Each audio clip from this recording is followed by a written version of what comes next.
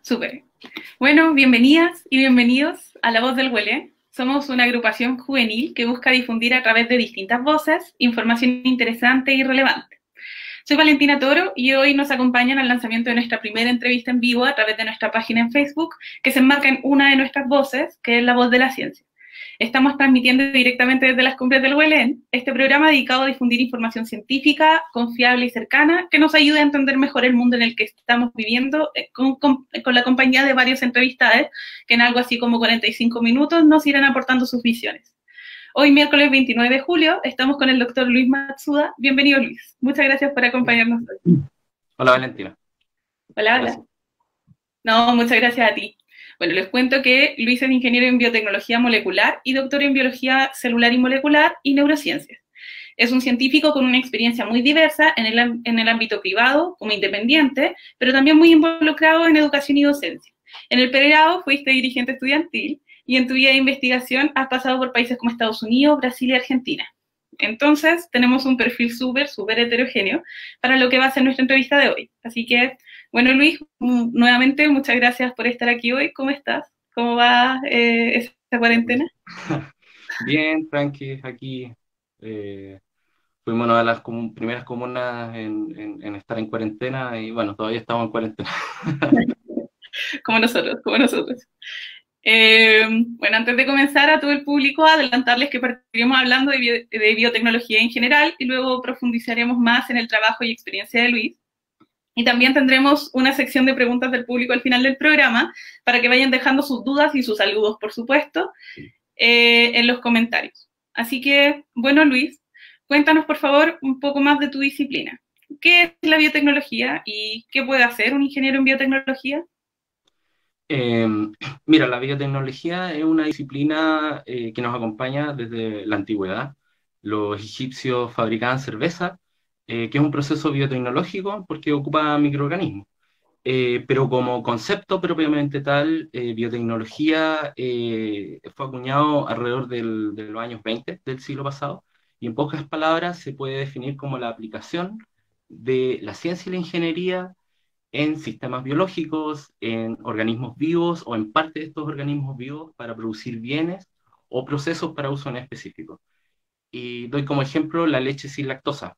Hay una proteína que uno le agrega a la leche, que es la lactasa, que destruye ese azúcar, por lo tanto permite a la gente que es intolerante a la lactosa beber leche. Eso es un uso biotecnológico. En este momento en particular podemos hablar de que la biotecnología es muy diversa. Entonces, actualmente se habla en un código de colores.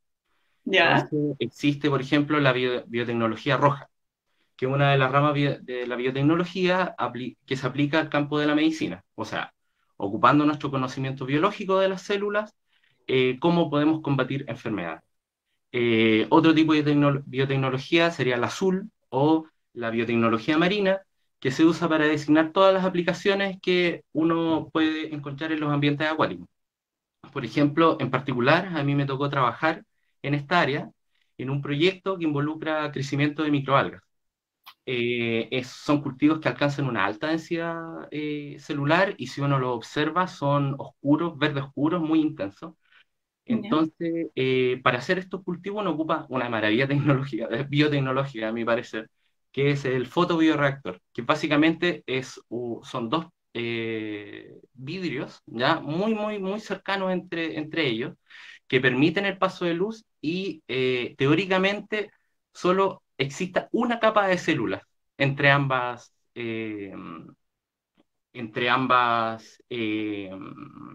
vidrios, estos vidrios ya. muy finos. Esto es para que la eficiencia del crecimiento sea máxima. Es decir, que el sol, cuando llega a este cultivo, pueda aprovecharse de la mejor forma. Y estos fotobioreactores se posicionan con cierto ángulo con respecto al sol, dependiendo de qué lugar del mundo tú estés haciendo tu cultivo de microalgas. Ujú. Bueno, ese es un ejemplo de biotecnología azul. También existe la biotecnología blanca, por ejemplo, Ya, que reemplaza las tecnologías contaminantes que existen actualmente en la industria y por otras más sostenibles. Y esto está relacionado con un concepto súper importante y potente en la industria hoy en día, que es la economía circular, ya. donde básicamente los desechos pueden ser aprovechados por otro proceso productivo y hay que encontrar dónde nuevamente se puedan reincorporar esos residuos que antes terminaban en un vertedero. También existe otro tipo de biotecnología que es la verde, que eso está obviamente ligado a lo agrícola, a lo ambiental. Y en Chile un dato interesante, somos uno de los mayores productores de semillas transgénicas en Chile. Ujú. Y una de las ventajas para ese negocio es que hay diferencia de estaciones entre Europa y nosotros. O sea, mientras en Europa es invierno, aquí es verano y viceversa. También es importante decir que la compañía Monsanto, que es súper importante, o sea, que es relevante en este mundo de las semillas transgénicas, posee una de las tres fábricas más grandes de semillas en el mundo y está aquí en Chile, en Paine, acá al lado. Mm. Bueno, y como ves, Vale, la biotecnología es súper diversa. Entonces, un consejo que yo le daría a todo el mundo que quiera estudiar ciencia y en específico biotecnología es que tempranamente hay que decidir en qué especializarse. Cuando dices como en qué especializarse sería como elegir el color que quieres de biotecnología, algo así. Claro, una cosa así, sí, hay que elegir el color, sí. Aunque los colores a veces pueden estar mezclados, o sea, un proyecto puede ser biotecnología azul en el sentido de dedicarse al ambiente marino, pero también verde en el sentido de generar economía circular, por ejemplo. Ya, entiendo, entiendo. Y aprovechando que lo mencionaste un poco, porque el concepto de semillas transgénicas como que aparece mucho comúnmente, pero a veces uno no sabe muy bien a qué se refieren. ¿Qué son las semillas transgénicas? Muy en breve. En breve, las semillas transgénicas son cualquier tipo de semilla que haya sufrido algún cambio definido por un investigador, algún científico, para generarle algún tipo de característica deseada. Por ejemplo, que resiste un tipo de pesticida. Ujú. Entonces, nosotros incorporamos el gen que permite que esa planta en particular, resista a ese pesticida. Entonces, nosotros incorporamos el pesticida al cultivo, todas las demás plantas se mueren, excepto la que tiene la resistencia. Y eso es una semilla transgénica. Una de las características importantes de las semillas transgénicas, que sería bueno mencionar ahora en este momento, que los agricultores están obligados a comprarlas siempre, porque cuando se planta esa semilla da otras semillas, pero esas semillas son infértiles. O sea, Ya, los agricultores no pueden guardarla de un año a otro. Y eso obviamente los obliga a estar comprando continuamente la semilla transgénica. súper entiendo. Entonces, y ese tipo de modificaciones son las que se pueden hacer como desde la biotecnología, por ejemplo. Sí, claro, claro, la biotecnología son todas las herramientas que permiten y facultan ese tipo de transformaciones de la semilla.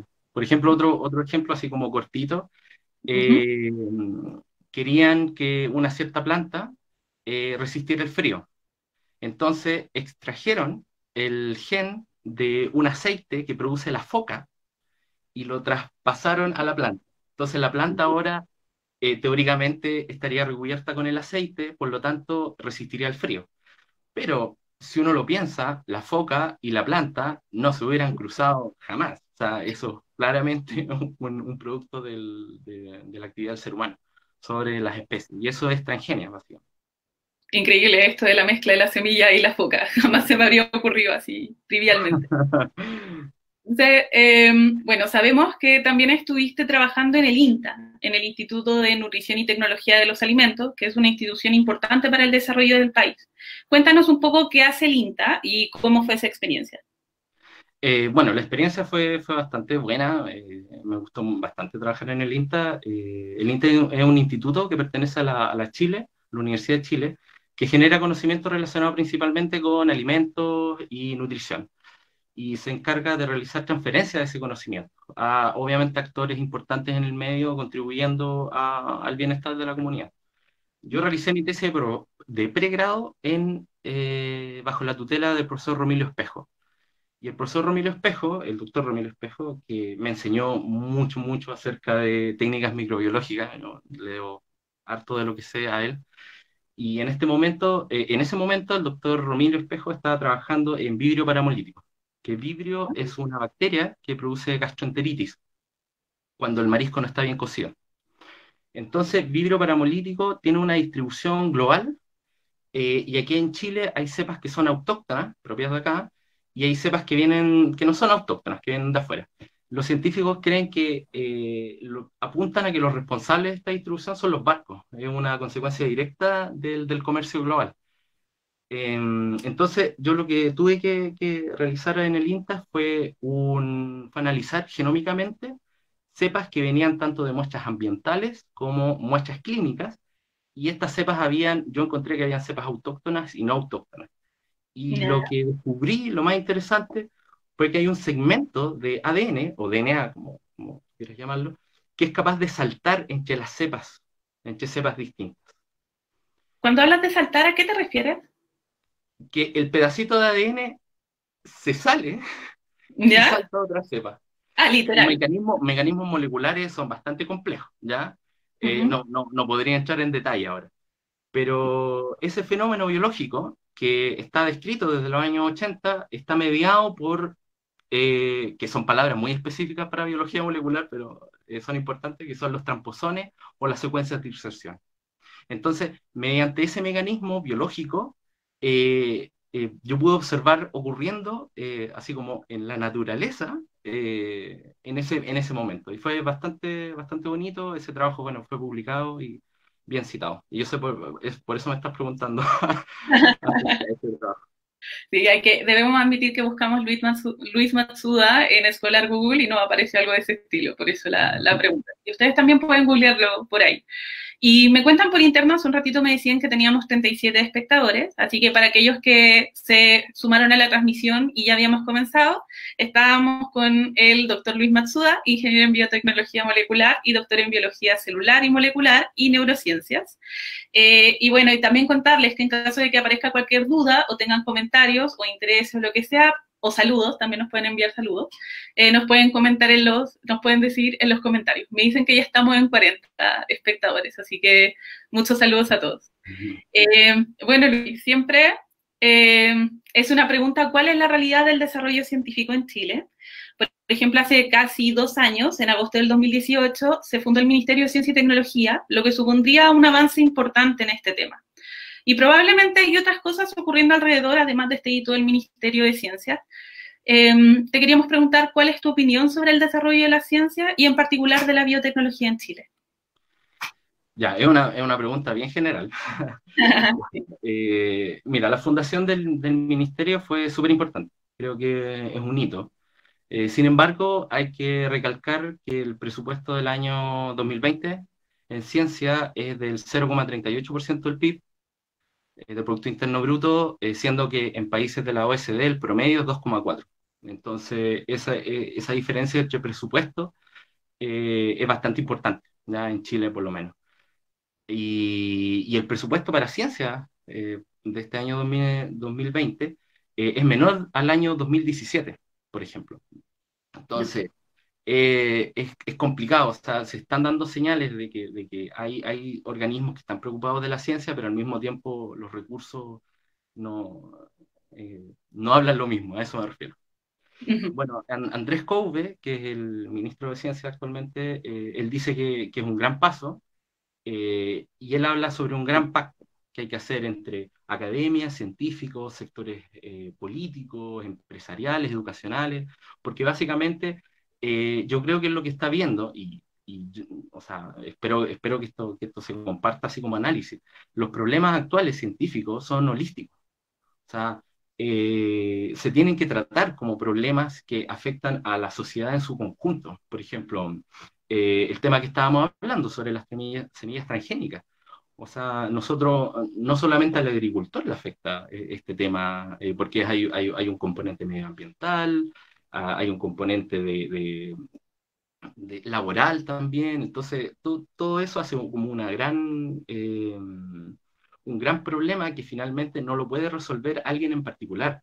Tienen que ser instancias mucho más, uno podría decir, holísticas, ¿ya? Que vean los problemas como lo que son problemas generales, interconectados y que necesitan muchos especialistas para poder solucionarlos. Entonces, él habla sobre, volviendo a la cita de Andrés Couve, él habla que es un gran primer paso, pero los chilenos no somos tan buenos dando segundos pasos. O sea, como que hay que seguir dando más pasos, obviamente. Bueno, ahora existe un ministerio, yo creo que es como mencioné, súper importante. Vamos a ver qué políticas públicas puedan emanar de él, pero debemos esperar, o sea, porque recién son 2 años, yo creo que es muy poco para evaluar su real impacto. Bueno, la ciencia es un proceso de prueba y error que conlleva tiempo.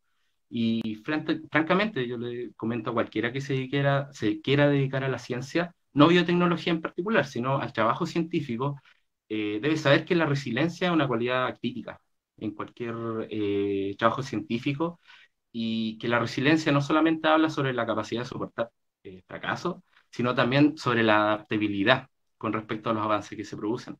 Porque ahora en ciencia no necesariamente lo que uno está planeando lograr se logra. Porque como te digo, son muchas variables y generalmente uno no controla todas, porque son muy diversas. También puedo comentar que la biotecnología es un área en Chile relativamente nueva. Yo diría que, y esto yo creo que también lo comparten otros biotecnólogos, el campo es limitado, aunque en crecimiento continuo, ¿sí? Varios de estos campos tienen que ver con el área principalmente vegetal. Por ejemplo, el ejemplo que di arriba sobre las semillas, la fabricación de semillas transgénicas. El área acuícola también súper fuerte aquí en Chile por el tema de los salmones. Se están desarrollando vacunas, ¿ya? Porque los salmones tienen problemas propios de su cultivo. El área de medicina también es súper importante. Hay muchos laboratorios desarrollando, trabajando en distintos tipos de cáncer en Chile, viendo marcadores, hay harta trabajo en eso. Y el área minera también. Uno de los principales temas del área minera es la biolixiviación, tiene como promesa generar una minería más amigable con el medio ambiente. Bueno, eso, un tema muy, muy diverso en realidad. O sea, como me cuentan por interno que ya contestaron esto en el chat, pero igual para que explique un poco más a qué te refieres, ¿qué es la resiliencia? ¿O a qué te refieres con resiliencia en esto del trabajo en Ah, la ciencia? eh, la resiliencia habla de una característica, yo creo que tiene que tener el científico, que habla sobre que uno puede planificar el trabajo. Uno puede decir, mira, mi objetivo uno, mi objetivo dos, voy a hacer esto, voy a hacer lo otro. Y cuando uno se enfrenta de forma práctica, real, los tiempos nunca son lo que uno dice que van a ser. No es algo que me pase solamente a mí, sino al parecer es algo que le pasa a muchos de mis compañeros. Entonces, yo lo que digo de la resiliencia es que uno tiene que ser muy adaptable, o sea, dependiendo de lo que uno va mirando, lo que uno va descubriendo, qué cosas le van llamando la atención, uno tiene que ser capaz de moverse, ¿ya? Por eso esa adaptabilidad y al mismo tiempo aceptar los fracasos, porque lamentablemente, por ejemplo, no sé, en ciencia, comento una cosa súper particular mezclando reactivos. A veces uno tiene que mezclar 10 reactivos distintos. Entonces uno tiene 10 tubos y uno de repente termina y uno dice al tubo 8 le echa el reactivo 2. Y son cosas que pasan y uno en realidad no sabe y bueno, tiene que repetirlo. Y porque básicamente la ciencia, y por eso la resiliencia también, la ciencia tiene que ver mucho con los detalles, mucho, mucho con los detalles. Entonces, hay detalles que uno puede pasar absolutamente desapercibido y son súper relevantes. Por ejemplo, bueno, otro ejemplo que podría dar de esto es cuando estuve haciendo un intercambio en Estados Unidos, tenía que analizar unas muestras y, y me di cuenta, bastante después de varias semanas de batallar con esto, ¿O no? que el tiempo de preparación, la última preparación que yo tenía que hacer antes de medir, era súper relevante. Y yo tenía que preparar y medir. Si yo dejaba pasar incluso media hora, una hora, la señal iba cayendo exponencialmente. Y eso ya no me di cuenta al principio. Eso ya me di cuenta así, haciéndolo. Entonces, y básicamente perdí 3 o 4 semanas. De hecho, tuve que aplazar el vuelo por eso porque son cosas que uno no sabía po, antes de enfrentarse eh, al, al- a los hechos de alguna forma. Súper, como ahí me queda súper claro. Yo creo que son muy buenos ejemplos de cómo se presenta este nuevo concepto para algunos, la resiliencia, en este ambiente científico. Antes de pasar ya más formalmente a la sección de preguntas del público, queríamos aprovechar la diversidad de experiencias que has tenido asociada a tu carrera porque has tenido la posibilidad de ver un amplio rango de perspectivas en general, industriales, académicas, investigativas. Desde tu mirada, ya nos adelantaste un poco la respuesta, pero desde tu mirada, ¿cómo ves el futuro de la tecnología en Chile y en qué campos se ven posibles desarrollos a futuro de la biotecnología? Eh, ya, mira, voy a dividir esta respuesta así como en dos, ¿ya? ¿Ya? Porque yo sé que ya estamos así como echando al final de la entrevista y me gustaría como mencionar esto un poco sobre el ámbito laboral en el cual nos desempeñamos, porque yo creo que eso es algo relevante. Y para ligarlo con la pregunta al inicio sobre qué es ser biotecnólogo en Chile y el rol del nuevo ministerio, ¿ya? Porque son temas interconectados. Bueno, lo que voy a decir obviamente es desde mi experiencia, no creo que se tome como una verdad absoluta. Sí. Creo que la curiosidad científica mueve estudiar una carrera como esta. O sea, uno tiene que ser curioso casi, o sea, yo creo que el ser humano es curioso, pero uno tiene que tener una curiosidad aún mayor. Realmente interesarse en cómo funcionan las cosas. Porque eso es básicamente la ciencia, el preguntarse el cómo funciona algo. Em, y en particular en biotecnología, en la carrera que yo estudié, Ingeniería en Biotecnología en la Universidad de Chile, yo encontré que la malla de mi carrera era muy general y era ambiciosa en muchos temas de los que quería tratar. Y a mí me gustaba eso en términos personales, me encanta hacer muchas cosas. Pero al mismo tiempo esta diversidad igual no es tan positiva en realidad, ¿ya? ¿Ya?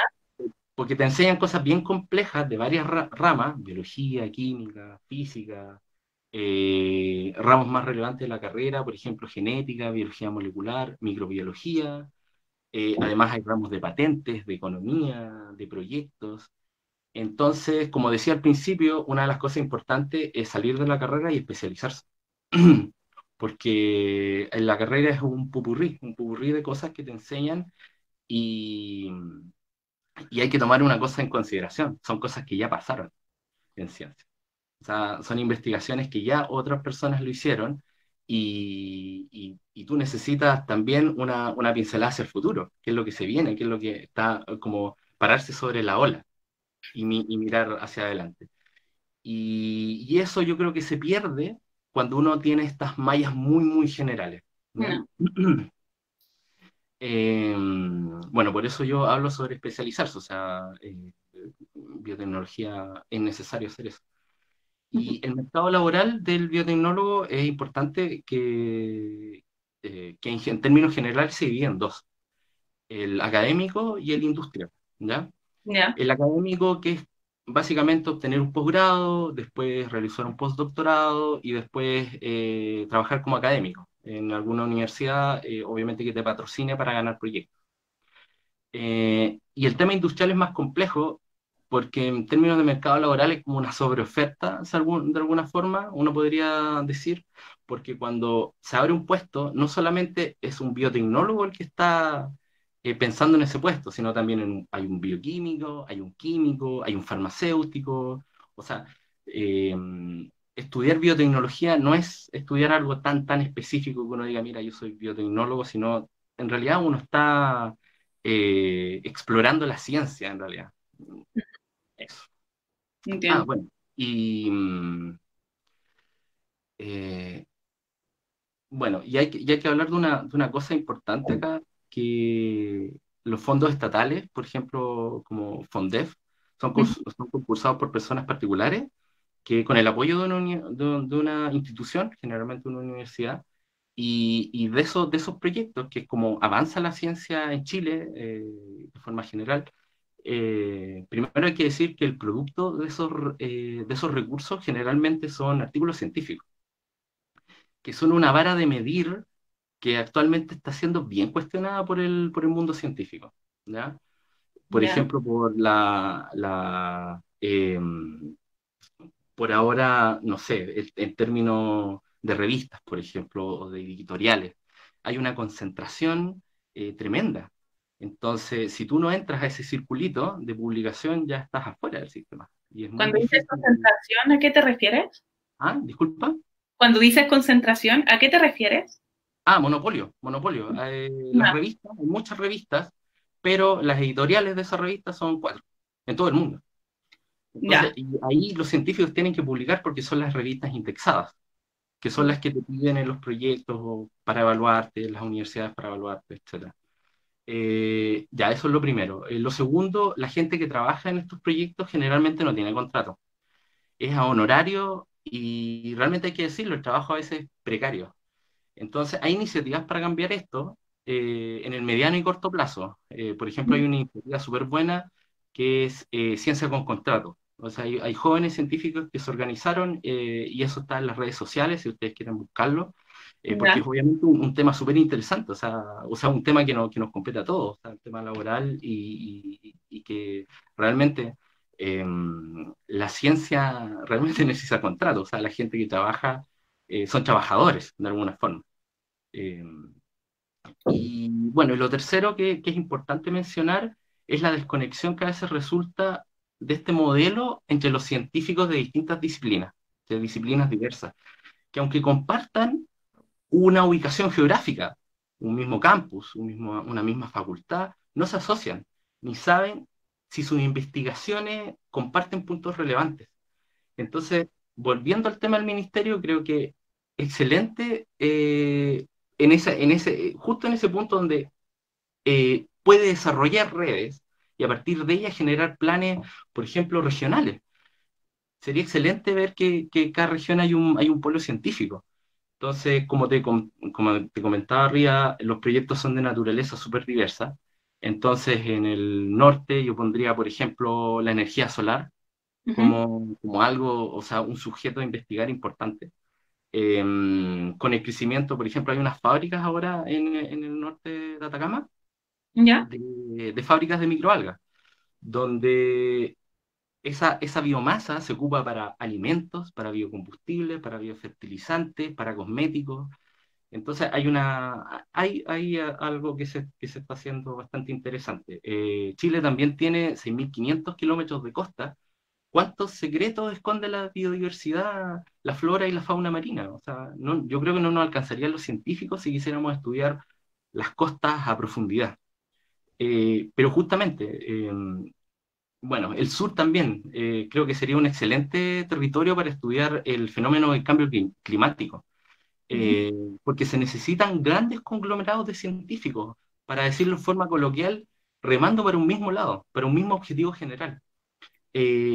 Son como objetivos holísticos y procesos complejos que requieren de todas las ramas del conocimiento. Por ejemplo, el fenómeno del cambio climático, geólogos, biólogos, físicos, químicos, y no solamente eso, sino el impacto social que produce eso, el calentamiento global en las comunidades.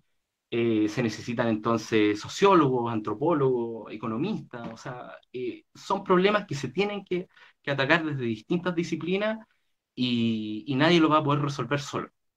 sí, Bueno, y para ser más concreto, ya para finalizar la pregunta, voy a dar dos ejemplos. Bueno, si me alcanza un tercero ahí, tú me dices si alcanza o no.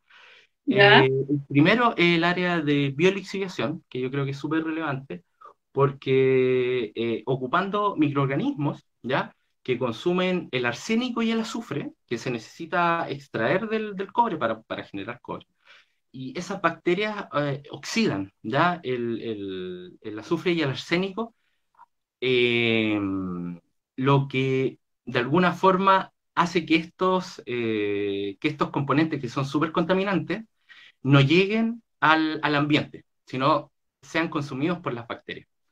Entonces, y en eso radica esta diferencia fundamental con las fundiciones tradicionales, que el vapor de azufre y el arsénico se sueltan a la atmósfera ujú, y se necesitan chimeneas de alto costo como para tratar este problema, ya que con los microorganismos no sucedería.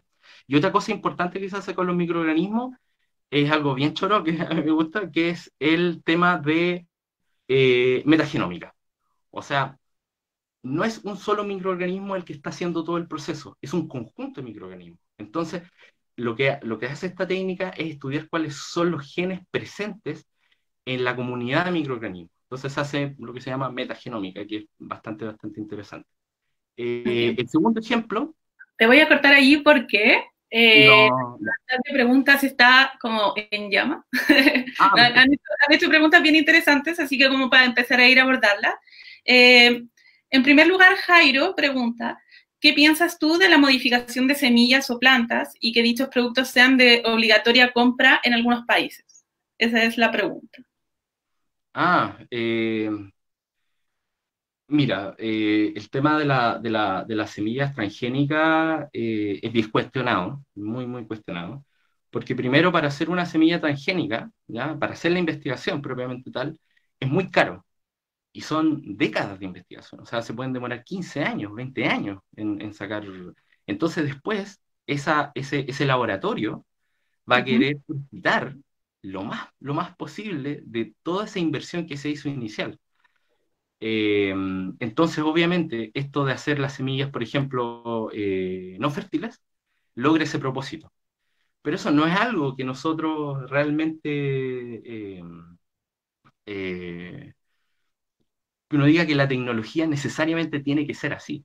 Es así porque el mercado de alguna forma está construido de forma que los conocimientos científicos realmente sean capsulados, estén en manos de pocas personas y no solamente eso, sino también el usufructo por el tema de las patentes. El tema de las patentes, o sea, es un temón que podríamos estar discutiendo mucho rato porque afecta muchas cosas. Uh -huh. Y lo que puedo decir también es que obviamente la ciencia no se desarrolla así como en lo etéreo, sino también está dentro de un marco global. Y los tratados de libre comercio realmente son súper importantes para explicar ciertas tendencias. Yeah. Por ejemplo, mira, hablando de un caso que conocí hace poco, pero para que vean así el peso que tiene la economía. Eh, Alemania exporta papas, ¿ya? Y las exporta a África, donde la papa es natural, o sea, se da. Hay comerciantes, hay agricultores que crían papa y venden la papa. Uh -huh. Pero como el gobierno alemán, mediante estos tratados de libre comercio, subsidia la papa en su país, la papa es mucho más barata de cultivar en Alemania, transportar al país africano, venderla ahí es mucho más barato y a toda la gente que vivía de la papa, ahora ya no puede vivir, no puede competir. Wow. Y, y- y es terrible, o sea, así es como se destruyen economías del tercer mundo. Y eso obviamente también le pasa a la ciencia, en términos farmacéuticos, bueno, o sea, podemos hablar, o sea, uf, O sea, que esto es más amplio aún que solo las semillas. Como de, sí, esto es mucho más amplio que todo, que solo las semillas. Las semillas son un ápice. entre todas. Y yo lo que estoy diciendo es que realmente todos estos temas hay que tratarlos de forma holística. O sea, no solamente el problema en particular, porque ahí uno pierde un montón de, de problemática. Cuando hablas de holística, aprovechando como la aclaración de algunos conceptos, ¿qué es holístico? ¿A qué te Ah, refieres? holístico se refiere a decir que la suma de las partes, ¿ya? No es Ujú. el todo. El todo es más que la suma de las partes, Ya, ok. ¿ya? Entonces, por ejemplo, el cuerpo humano. Si yo te dijera, mira, el cuerpo humano se compone de 90% agua, molécula, carbono. Si yo pongo todo eso en un tubo, no hago un ser humano. Ya, El ser entiendo. humano está organizado de una cierta forma, el agua, sus componentes que hacen un ser humano, pero es la organización la que permite que aparezcan propiedades que se llaman propiedades emergentes. Ya. Entonces, porque yo estoy organizado de una cierta forma, entonces esa propiedad emergente, uno podría decir lo que es holístico, porque si yo estudiara cada componente en particular de mi cuerpo, yo no puedo hacerme, No ¿se logras entiende? concluir que eso es un cuerpo humano. Y la suma, entonces la suma de las partes, o sea, el todo es más que la suma de sus partes. Súper, me queda súper claro con ese ejemplo. Vamos con otra pregunta del público. Andrés Cueto pregunta que si el campo de industrial en biotecnología es poco, ¿crees que el biotecnólogo debe tener un espíritu emprendedor? Ah, ya. Oye, sí, eso del modelo del emprendedor. Ujú. También es un tema aquí en Chile, porque es una de las principales formas en que actualmente se está organizando el modelo chileno para avanzar en ciencia. O sea, la persona en particular tiene que tener una idea, tiene que haber, conocer exactamente, saber qué problemas hay y se le tiene que ocurrir la idea. ¿Y qué es lo que hace el gobierno? Da un puntapié inicial, que no es mucha plata, puntapié inicial, y eso te sirve para recaudar plata en sectores privados. Si tú no puedes recaudar las plata en sectores privados, no, tu idea no va a funcionar, básicamente. Entonces, eh, ¿es bueno ese modelo? ¿No es bueno ese modelo? Hay voces que dicen que sí y que no. Y porque, por ejemplo, este modelo siempre se compara con modelos, por ejemplo, asiáticos, que los modelos asiáticos son distintos a los modelos, por ejemplo, más israelitas o modelos como los que se encuentran en Estados Unidos. Entonces, ese modelo de emprendedor en Chile empapa todo en realidad. Entonces, uno no puede, yo no podría comparar con otra, como con otro Chile que no tuviera ese modelo. O sea, como que ya lo incorporamos de una forma tan como casi, no sé, los huesos de alguna forma, que hace complicado que no, justamente, por lo que hablábamos del ministerio, estos planes holísticos, estos planes como grandes planes para aprovechar de alguna forma problemas que actualmente existen. O sea, lo que habla, el cambio climático, cómo aprovechar la energía solar, por ejemplo, el tema del mar también, con la energía que producen las olas. También uno, o sea, Chile, como yo decía, eh, tiene una amplia costa y es cosa de simplemente como aprovecharla. Pero yo no veo que el modelo del emprendedor sea suficiente. Eso es lo que yo considero que ¿No? está bien el modelo de emprendedor, sí, yo no considero que sea malo, pero no es suficiente, no nos va a llevar al Chile del siglo XXI que yo creo que todos queremos ver. ¿Y qué más le falta entonces a este? Eso, pues yo considero que fondos públicos para grandes planes que obviamente hay que discutir entre todos los actores. O sea, yo justamente por eso rescataba lo que decía Andrés Couve, que es un gran pacto entre academia, entre científicos, entre actores empresariales, entre actores políticos. O sea, realmente tiene que ser en su conjunto y eso es lo único que lo puede como aglomerar, aglutinar, es por ejemplo un ministerio. Pero obviamente veamos cuánto peso tenga el ministerio, porque si obviamente,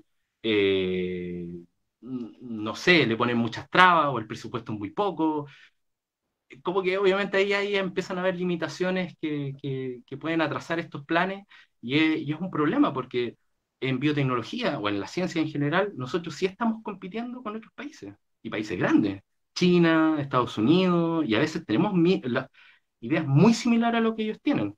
Yo te comentaba esta semana, ¿te acuerdas?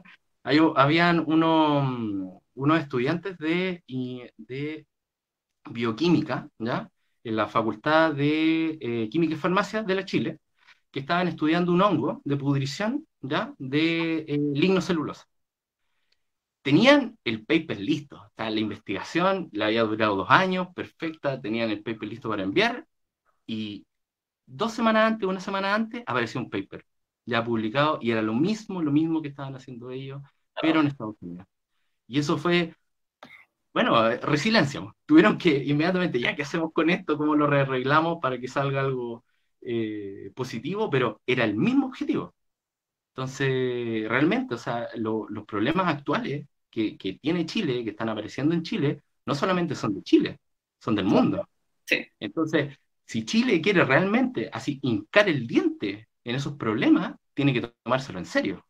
No puede ser una cosa así como de 0,38% del Producto Interno Bruto. A eso me refiero. totalmente. Entiendo. Y vamos a agregar una pregunta más. Álvaro Felipe pregunta, ¿cuál es tu opinión sobre el sesgo de género en la ciencia? Ah, terrible. ¿Por qué les puedo decir terrible? Eh, si bien hay muchas mujeres que han destacado en ciencia desde la antigüedad, muchas han sido invisibilizadas, su trabajo no se no se le da tanta difusión como a trabajos generados por hombres, eh, porque también tienen que entender una cosa, ¿eh?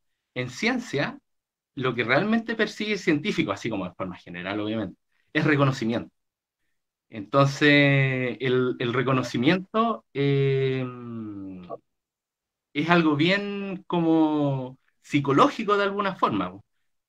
Y, y ese reconocimiento obviamente se obtiene, es uno nomás el que obtiene el reconocimiento. O sea, en el sentido de que, claro, se puede compartir el reconocimiento, pero si uno lo comparte con 1000 personas, ya no es tanto reconocimiento para uno.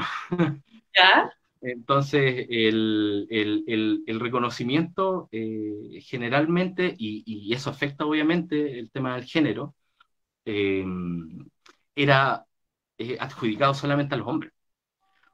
Y eso también afecta también incluso a los estudiantes, Ujú. porque el que tiene y es el dueño de los resultados es el jefe del laboratorio, que es el jefe del proyecto. Entonces, si por cualquier razón él, no sé, ya no se caen bien, pelearon, ¿de quiénes son esos resultados? Esa es una pregunta que se da, o sea, no crean que están... que no se da en ciencia. A eso me refiero, que hay muchas disputas. Y obviamente en estas disputas el género femenino sale perdiendo, o sea, sale perdiendo en la sociedad, obviamente eso se refleja en la ciencia. Sí, o sea, y si me dices de que en realidad son estos jefes de proyectos, quienes son los dueños, entre comillas, de estos resultados, y hay este techo de cristal que no le permite a las mujeres como acceder a posiciones, eso como que todas esas cosas que ocurren en la sociedad, que ocurren Ayudan, dentro de la ciencia, van mermando en ese proceso. sí, ayudan en fomentar. Ujú. Entonces, agregar solo una pregunta más, como para ir ya cerrando el espacio. Alex Tintor pregunta, qué interesante esta pregunta. ¿Es real que los científicos en la generalidad son más fríos y calculadores o es solo un estigma? ¿Qué piensas tú? Eh, Mira, ¿Eres? yo creo que como en todas las áreas, creo que las habilidades blandas tienen un peso bastante importante, ¿ya? ¿Ya? Y creo que los científicos, en particular, los que son capaces de desarrollar eso, porque hay científicos que son capaces de desarrollar esas habilidades o las tienen de forma natural, eh, de alguna forma son capaces como de hacer más redes, de poder como expandirse de alguna forma. Ujú. Eh, pero eso te funciona si tus proyectos son colaborativos y necesariamente colaborativos. Pero, por ejemplo, hay otros aspectos de la ciencia que, por ejemplo, en matemática. El trabajo en matemática es de alguna forma bastante, uno podría decir, un poco más solitario, porque quien entiende esa matemática, hablando ya de la frontera, Ujú. es bien difícil. Yo tenía una amiga que estudiaba física teórica y yo ¿Ya? leía el título de su póster y yo no lo entendía en absoluto, siendo que se supone que somos científicos y deberíamos entender, no, pero yo no entendía nada. Era algo sobre espacio simétrico. No entendí nada. No, no, Entonces, la misma actividad científica, de alguna forma, te lleva a ese aislamiento, a ese como de alguna forma estar pensando solamente en tu problema. Yo, por ejemplo, cuando, bueno, estaba terminando de hacer la tesis de doctorado, ujú. tuve resultados súper complicados y me llevó mucho tiempo y de hecho yo creo que me enfermé así físicamente, ¿Ya? no poder sacar los resultados, de no poder entender cómo funcionaba todo el sistema matemático que yo estaba tratando, porque yo estaba trabajando en el metabolismo y el metabolismo son muchas reacciones metabólicas al mismo tiempo y tratar de resolverlas matemáticamente todas al mismo tiempo, con Ujú. datos obviamente biológicos, entonces hacer esa cruza matemáticamente es súper duro, es muy árida esa matemática, súper árida. y me costó como 6 meses sacar esa cuestión, y durante esos 6 meses estuve así como si me hubieran puesto en la cabeza como procesando, así puntito, puntito, puntito, y como que no podía eh, ¿Cómo parar avanzar? ese proceso hasta que de repente así como Y eh, hacer clic y... pudo, claro, como que pude sacar algo y finalmente es maravilloso porque, claro, yo estaba enfermo y todo, o sea, tratando de sacar la cosa, pero después de que lo hice, fue maravilloso, po. O sea, pude cerrar la tesis, pude escribir bien, o sea, ya como que de alguna forma decantó. Pero Entiendo. ese proceso es duro, o sea, no es que pase de un día para otro, entonces obviamente psicológicamente te afecta, te afecta. O sea, no, uno es un ser humano, o sea, no... O sea, y en ese sentido, como solo decir, y esto es solo como impresión mía, que también se nota que te gusta mucho este tema, que te gusta hablar del tema, así que tan frío y calculador no creo que sean como todos los científicos. Es entretenido tener también esta posibilidad de conversar con alguien más humanamente, más cercanamente, de qué es lo que se trata todo este tema de la ciencia. Y haciendo ya un pequeño cierre de esto, contar que en general hablamos un poco de qué es la biotecnología. Luis nos presentó un poco de estos colores de biotecnología: roja, blanco, azul, verde. Y aparecieron distintos conceptos muy interesantes, como ahí Luis fue mandando el mensaje de que un científico tiene que ser resiliente. Y me gustó mucho ese comentario, que creo que fue una cita a Andrés Couve, tú me corriges si es que no, de esto de que este Ministerio de Ciencias es un primer paso, pero que a Chile nos cuesta dar los segundos pasos. Así que bueno, esperemos que ese segundo paso esté en desarrollo, que se logre. Y nada, pues agradecerte a ti, Luis, por el tiempo que nos No, muchas brindaste, gracias a ti por la invitación, muchas gracias. ¿no? Y por tu excelente disposición en general, y ojalá que estés como tú y otros científicos aportando en este segundo paso por las distintas ramas que ustedes pueden abordar. Y esperamos poder contar contigo para próximas transmisiones, así que quedas súper invitado.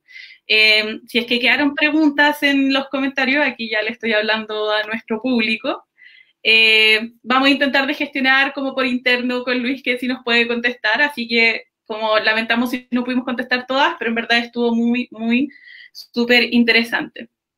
Y bueno, y a quienes nos acompañaron, por favor, déjenos sus comentarios, como dije al principio, lo que les gustó, lo que les podríamos ir mejorando, otros temas que les gustaría tratar, porque nada, pues este programa, esta iniciativa está en construcción, la estamos desarrollando, la vamos a ir perfeccionando harto en el camino, así que bienvenidos sean todos esos comentarios, nosotros los vamos a valorar mucho. Ya para ir cerrando, contarles que La Voz del Huelén continúa después de esto. En 2 semanas más, el miércoles 12, vamos a tener otra conversación donde vamos a adentrar un poco al mundo de la geología y además a fines de agosto también hablaremos de ingeniería de los alimentos. Así que van a estar pasando hartas cosas este mes, van a estar apareciendo hartas informaciones, vamos a liberar también lo que son esta entrevista y la primera entrevista que hicimos con Marcela Gatica. Así que para que estén atentos a todo eso, por favor denle like a la página de Facebook donde subiremos toda la información de nuestras entrevistas. Así que muchas gracias, Luis, gracias por esta Gracias, Valeria. y bueno, nos encontramos pronto en las cumbres del Huelén. A seguir cuidándose y buenas noches. Chaito, nos vemos. Buenas noches.